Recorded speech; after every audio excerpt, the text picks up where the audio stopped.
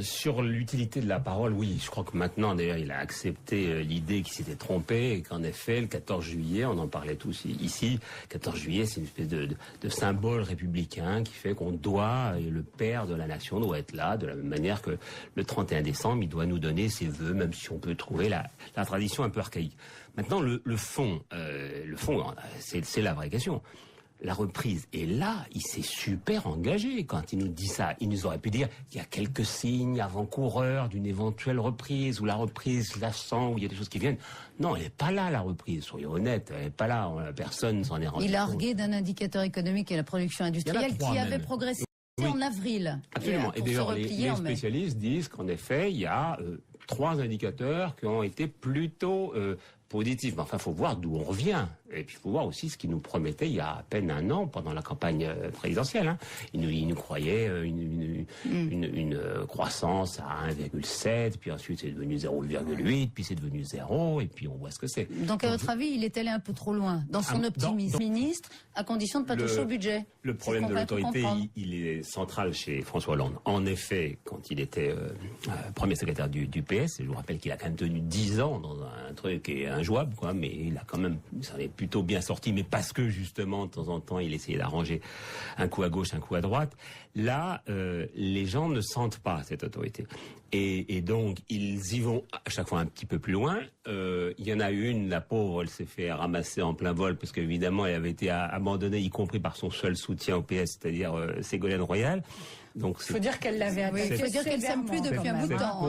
Cette pauvre Delphine Batho, elle a payé pour tout le monde, mais je suis pas sûr que c'est vraiment servi pour l'instant de leçon pour les autres. On verra. Mère Pagnon toute la journée. Patrick Poivre-d'Arvor. Je rappelle quand même qu'il n'y a pas si longtemps, s'était retrouvé ici à s'écharper autour d'un tweet déjà, mais c'était le tweet d'une compagne. Certes pas n'importe laquelle, mais la compagne du chef de l'État, et tout le monde avait dit mais comment il tient pas le ménage, justement il manque d'autorité, donc ça lui avait été reproché. Moi je crois que c'est un problème en effet assez interne à ce couple-là. Je pense que j'espère qu'il y a eu une petite explication de gravure hier soir entre les deux, parce que un tweet comme ça, c'est très sévère, ça s'accroche à l'image de Cécile Duflot. Et bien sûr, elle peut pas de tout d'un coup venir à la télévision en disant je suis désolé, mais je pense pas du tout le quart de. J'espère qu'elle l'a engueulé, ça c'est sûr. Mais c'est pas bien vu. Personne ne souhaite ici D'aller au défilé, on le dit à l'avance. Donc il y a pas un fauteuil, il y a pas un carton à votre nom dans ces cas. C'est pas plus compliqué que ça. Je vois pas pourquoi ils se sont annoncés à deux. Si c'est vrai d'ailleurs, il faut la vérifier, si c'est finalement pour qu'elle ne vienne que seule et qu'ensuite il y ait ce dommage collatéral. Je l'ai en effet vu dans le même journal d'ailleurs que Philippe, mais je l'ai su la veille.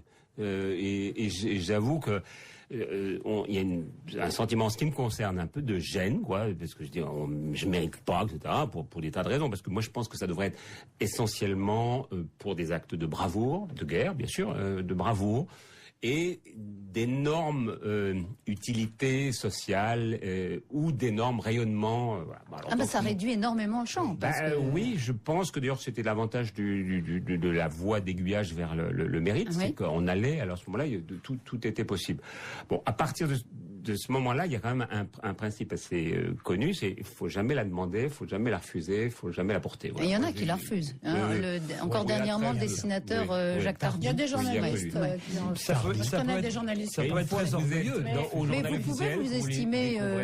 oui. Oh bon, je suppose, est-ce que vous faites 15 millions de téléspectateurs, vous êtes un phénix, quoi, ou un as? Non, vous savez ce que disait Alphonse Allais. Non, mais vous avez le tout, ça n'est pas de... C'est la raison qui me fait penser que justement, il ne peut pas mentir. Parce que quand on sait qu'à ce point, on est surveillé. Et c'est vrai, cette histoire de contrôle inopiné, ça leur arrive tout le temps. Et c'est pas uniquement pendant le tour. C'est avant le tour, à tout moment. Ça peut arriver à 6 heures du matin.